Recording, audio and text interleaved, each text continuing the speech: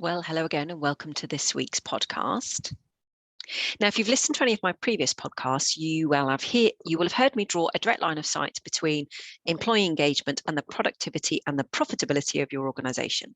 And sometimes it can be as large as a 20% difference. So 20% more profits, potentially 20% less costs, 20% less staff turnover, pretty serious statistics as a result of employee engagement. Now, I read an article yesterday from the Chartered Management Institute, and in there they had a poll that had been done by Gallup, and the results in it were really startling. So in that article, it said that 31% of staff feel like they are engaged at work. 31%, so that's a third of your workforce feel engaged. 67% of leaders think that they're really good at employee engagement.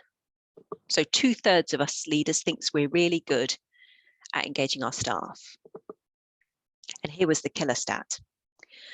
Only 32% of employees agree that their bosses are good at staff engagement. So we've got a massive disconnect between leaders thinking they're getting it right and employees totally disagreeing with them.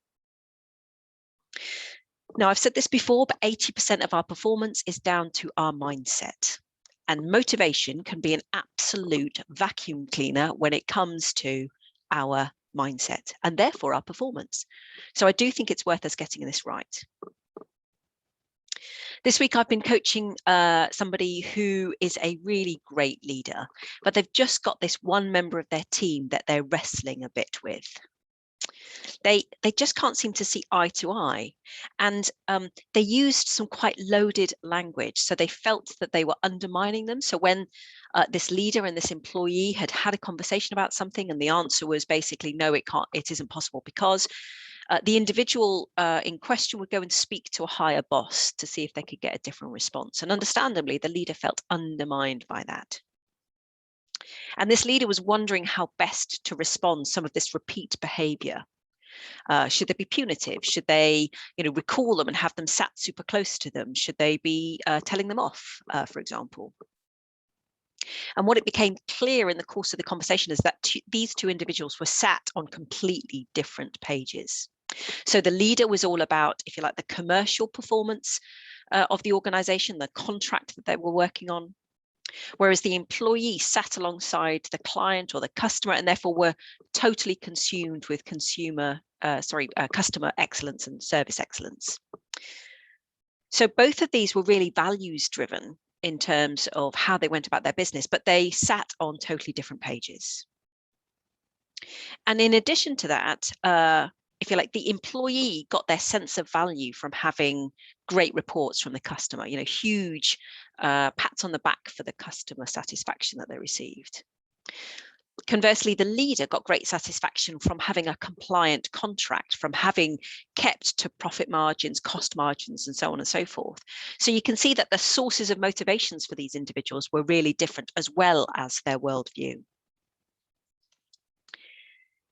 And it got me thinking about, how do we start to understand the motivations of the people around us? So as leaders, if it's important for us to generate engagement because it has a direct correlation to our profit margins, how do we go about generating that employee engagement? And I guess there's a couple of things I'd like to say about this.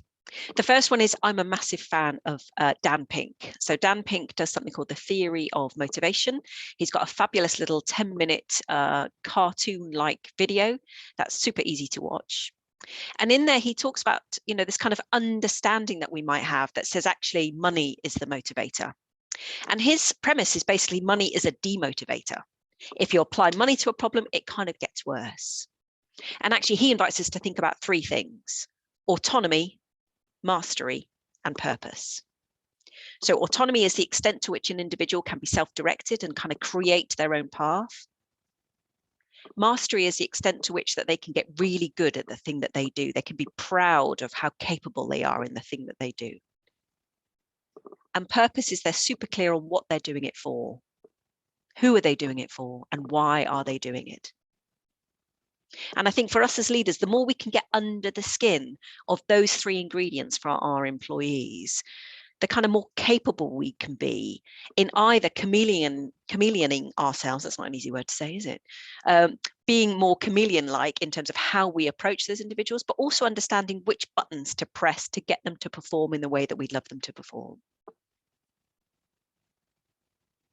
And I think the other thing that I would say is kind of being careful of that maybe invisible bias that we might have. So that loaded language that we heard my client using, the, undermining me, they can't be trusted.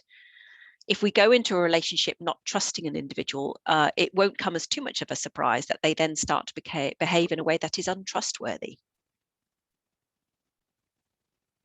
So I guess to summarize, we know how important employee engagement is, both for the satisfaction and welfare of the individuals, but also for the performance of our valuable businesses.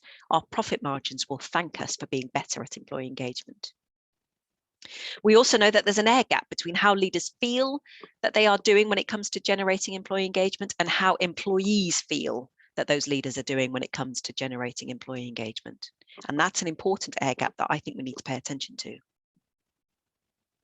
I think finding out what makes our employees tick is super important, and Dan Pink provides that beautiful framework, if you like, the autonomy, the mastery, and the purpose. At this moment in time, let me ask you, could you answer the autonomy, mastery, and purpose questions for each of your team members? And what would it take for you to understand that? If not, maybe it's time for some research. As always, I love having a chinwag with folks about these sorts of topics. So do book in via my website or drop me an email or something like that, or connect with me on LinkedIn and let's have that chinwag. If you're interested in the Dan Pink video that I've spoken about, do let me know and I can let you have a link to that. I personally think it's fabulous, so I commend it to pretty much everyone that I work with. And as always, any other comments, questions, feedback, gratefully received. And until next week, take care. Bye-bye.